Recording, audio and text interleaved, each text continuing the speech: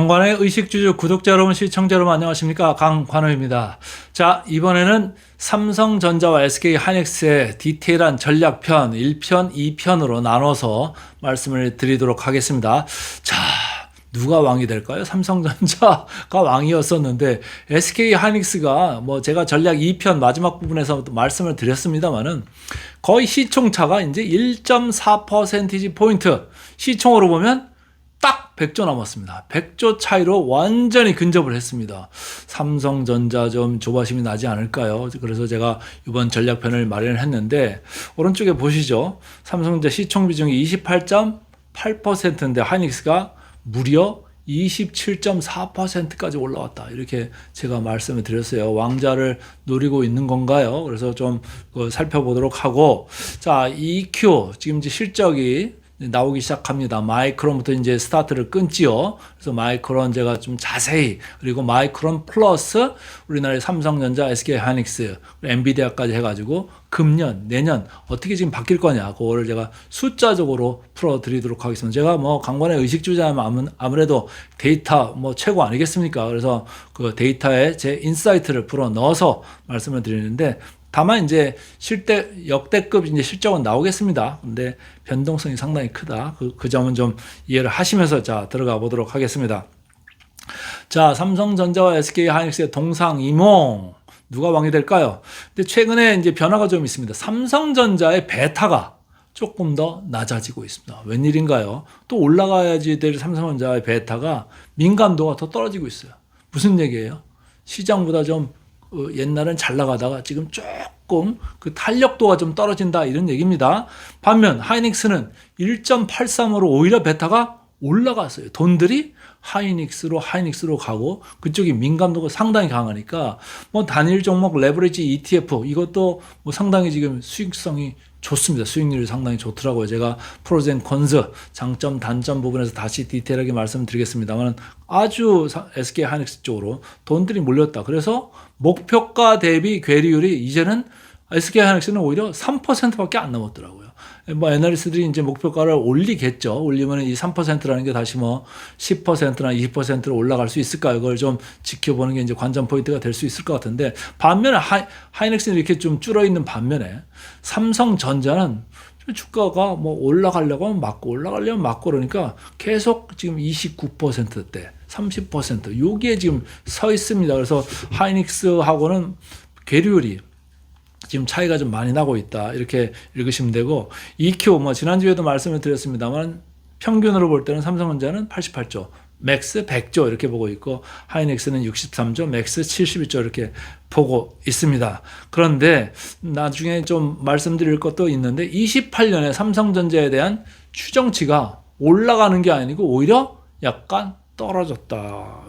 이게 왜인지, 어느 증권사가 이랬는지는 제가 모르겠습니다만은 좀 들여다봐야 될 것 같아요. 28년에 영업이익을 2조 원 정도 하향했습니다. 평균치 기준으로 말이죠. 그러나 삼성전자 이렇게 내려오는데 하이닉스는 오히려 계속 상향 조정했다, 이렇게 보시면 되고, 선행 PER로 봤을 때 하이닉스가 예전에는 상당히 낮았었어요. 삼성전자 대비해서도. 근데 이제는 뭡니까?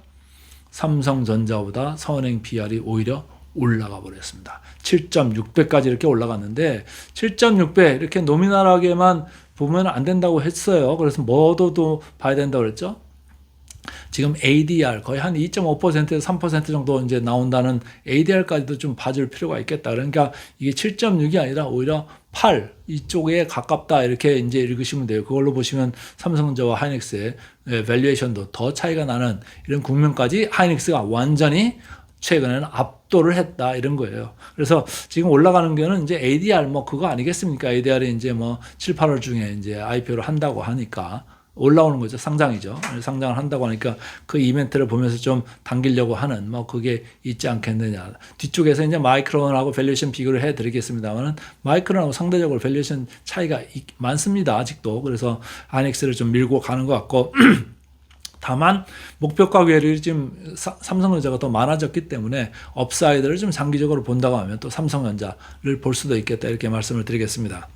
자, 마이크론 분기 실적 이제 곧 나오죠. 제가 쭉 이거를 갖다 이제 CNBC.com에서 이제 가서 가져왔는데 여기입니다. Q3죠. EPS가 $20 47센트 이렇게 나온다는 거예요. 그래서 요게 녹색으로 세모가 이렇게 된 거가 뭐냐면 서프라이즈입니다. 지난 3년간. 그러니까 뭡니까? 12분기 연속으로 지금 서프라이즈, 깜짝 실적이 나오고 있습니다. 그래서 이번에도 깜짝 실적 나오는 거는 뭐 시장에서 당연하다고 볼 수가 있어요. 근데 이제 깜짝 실적 전에 지금 주가가 막 뛰고 있죠. 그러면 뭡니까?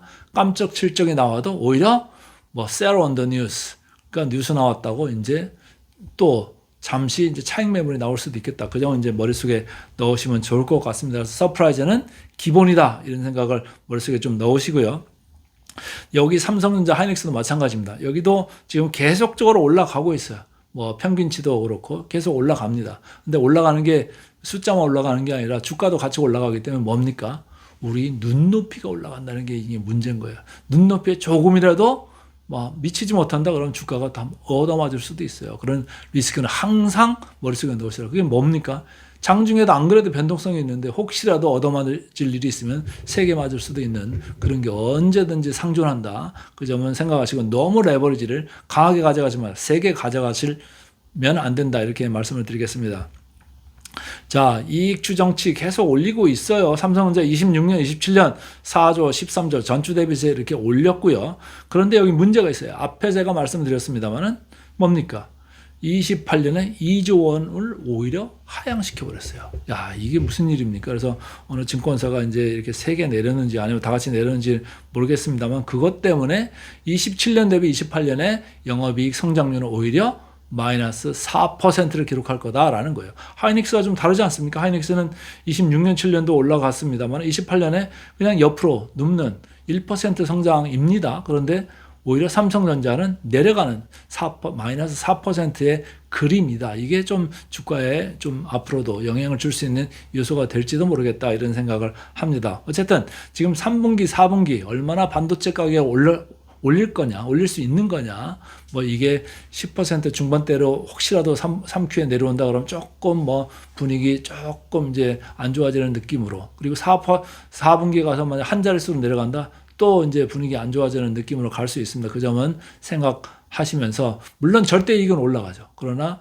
모멘텀을 보는 사람들은 조금 차익 실현을 할 수 있는 계기로 삼을 수도 있겠다, 이런 생각입니다.